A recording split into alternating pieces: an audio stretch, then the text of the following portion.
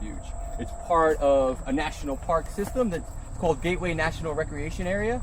So it's a national park here in New York City. It includes Jamaica Bay, it includes Sandy Hook, it includes Governor's Island, it includes Liberty Island, and so it's really one of the most attended national parks in the United States. Yosemite, Grand Canyon, Gateway National Recreation Area, one of the top attended park. Think about all the people in New York City that go through Jamaica Bay Wildlife Refuge or go through Sandy Hook and all these places. So it's a really important urban national park. There's only one other. The other one's in San Francisco, Urban National Park, and here in New York City. This part of the park is man-made, entirely man-made. It was built on salt marshes, and an urban planner who you might have heard about named Robert Moses was the New York City Parks Commissioner, and Robert Moses came up with the design for this park. He created a freshwater pond, which is called West Pond, and then these trails that you can walk around. And ultimately, New York City Parks transferred ownership of the park to the National Park Service, and I think it was 72, 73, something like that. And the National Park Service has been keeping it ever since. And so it's become this really important piece of natural habitat in New York City. Probably the largest area of natural habitat in all of New York City. One of the reasons why it's really valuable is because it's become a really popular spot for birding. It's over 300 different species of birds have spent time in this wildlife refuge, and a lot of the people that you'll see here today are here to see the birds.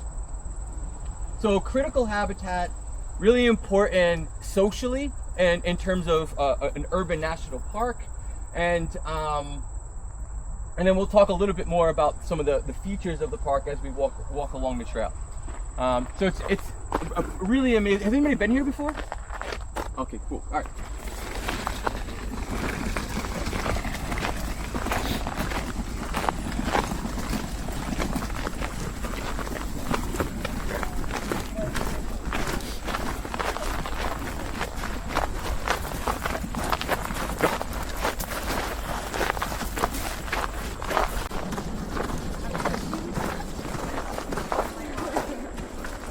So this is pretty cool. This stuff here is called prickly pear cactus.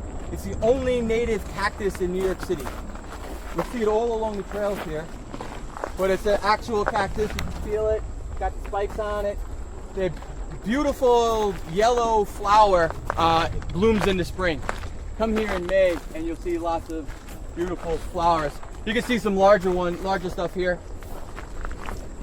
A larger patch of it. It likes the sandy soil, so you find it around marine ecosystems.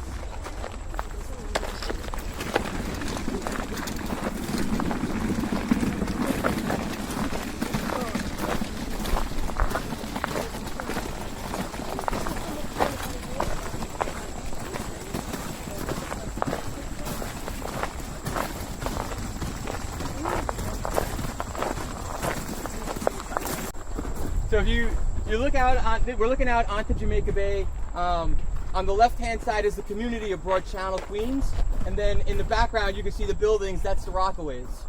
And so this is a salt marsh here, and so salt marshes are one of the most critical habitats in New York City. You think about coral reefs and mangrove forests. Here in New York, most critical habitat is salt marshes, and it's critical because fish and invertebrates use it as home. In particular, like 2/3 of all the fish that we eat spend part of their life in nursery habitats like salt marshes.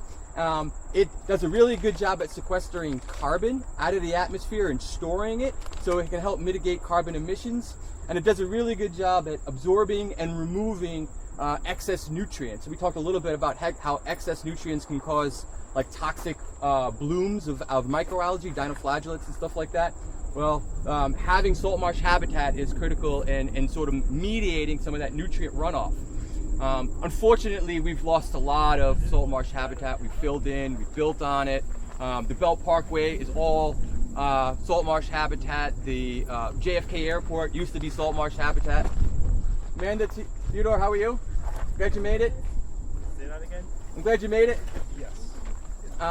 So it's like really important habitat. There's something like, like 10% of what was here 100 years ago. And we continue to lose it for various reasons. Sea level rise, nutrient inputs, development. But there's a lot of work being done around the bay to rebuild the marshes, to regain the ecosystem services, the benefits that they provide. And so we'll see some of that restored habitat as we go down along this path.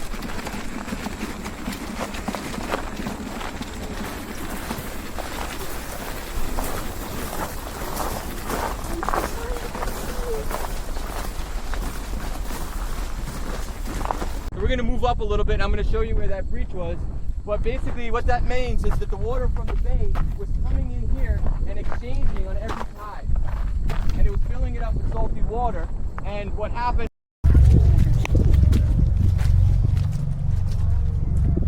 Oh my god!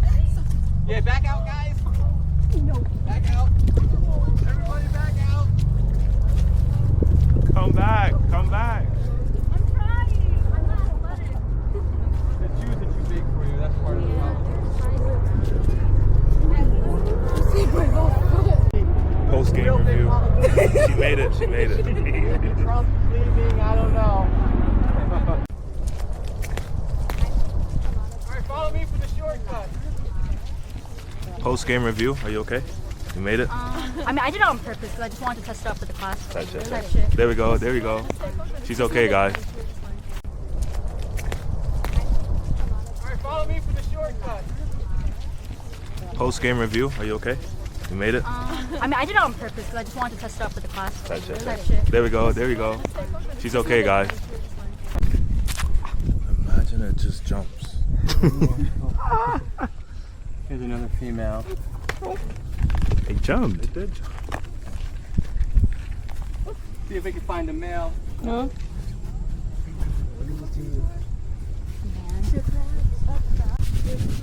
Are we keeping it? This is literally not gonna say anything. But this feels like abuse. It's probably still confused.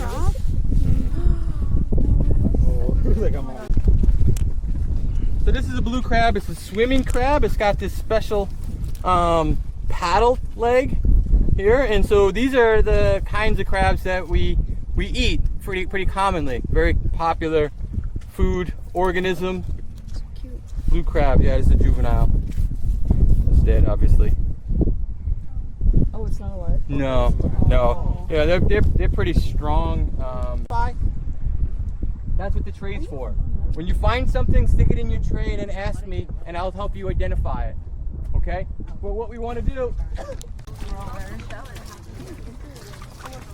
Yeah, count that one shell. 2 sea anemones, 1 mud snail.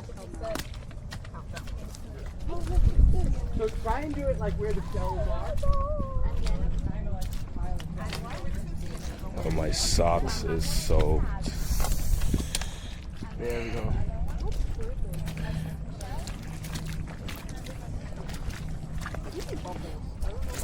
You can come down to this side. You want to avoid the muddy area. There's some more shell over here.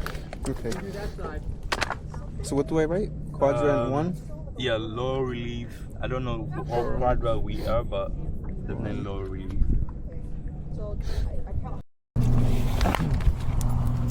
So this tail is called a telson, and it uses its telson to turn itself over. It's got these little legs and this giant shell around it.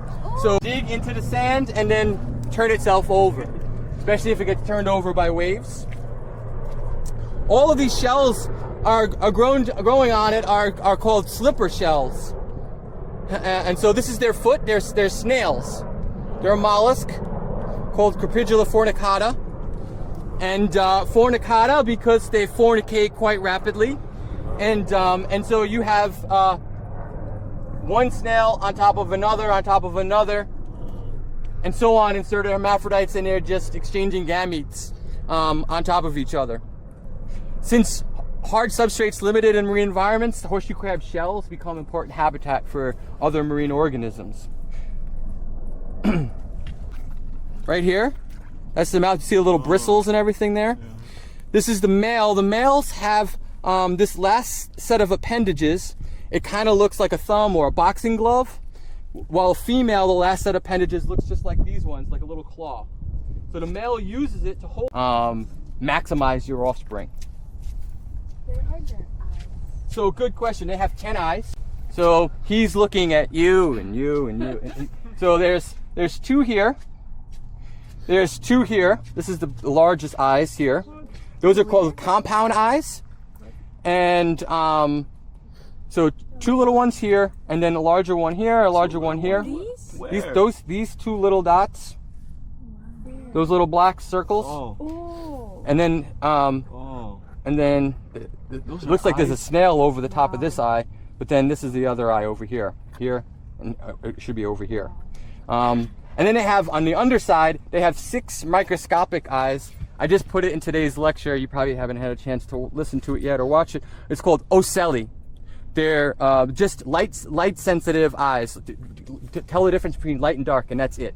Compound eyes are more like the eyes of a fly. They have ommatidia, specialized lenses, and here are the gills. And these gills are called book gills. Oh, this is this male is ready to spawn.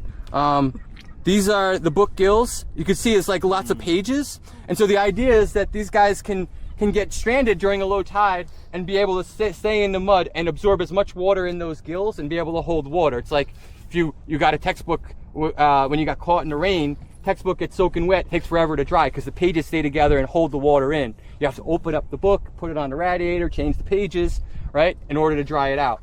Those book gills serve the same purpose. Keep the water in, keep the oxygen in. The gonads are right here, and so this guy is dropping sperm all over the place. Wow. Oh my god. Yeah, I guess I got him excited. So he dug a hole in the sand in the mud to stay out of the sun until the next high tide comes in, and then he'll make his way back out on a high tide. So this is the horseshoe crabs. All right, I'm gonna put this one back. I wanted to show you guys, since I spotted it.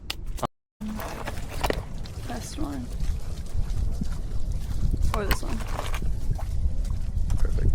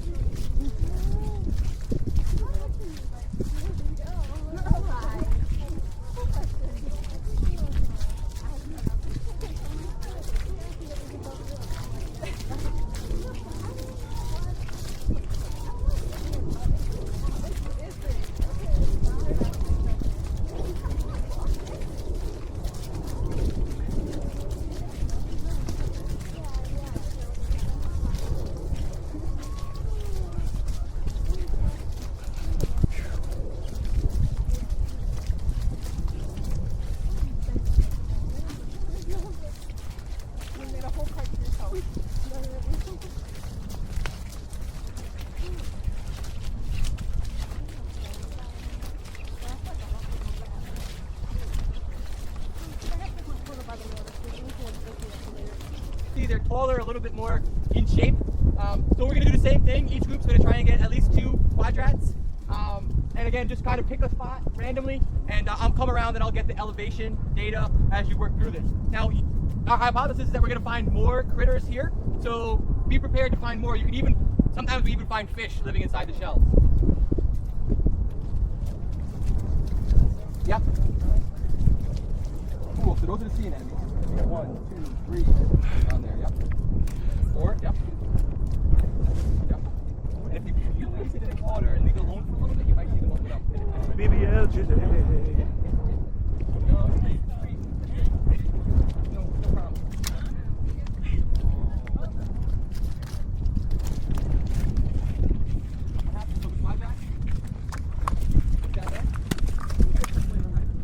What do I label this as? This is a high reef. first one was a low reef. Quadrant 1. Yeah, high reef. On the shelf. Make sure it goes on the shelf. Yep, that big pile of shelf.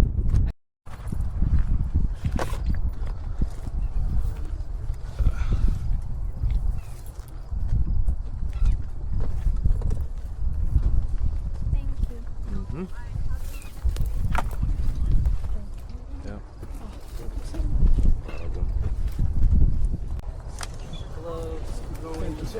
Mm-hmm.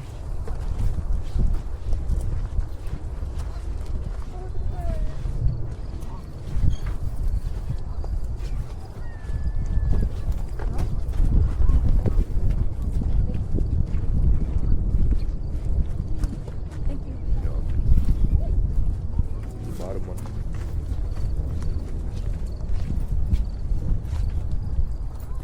Thank you. Yeah. So I can take people's. Bye.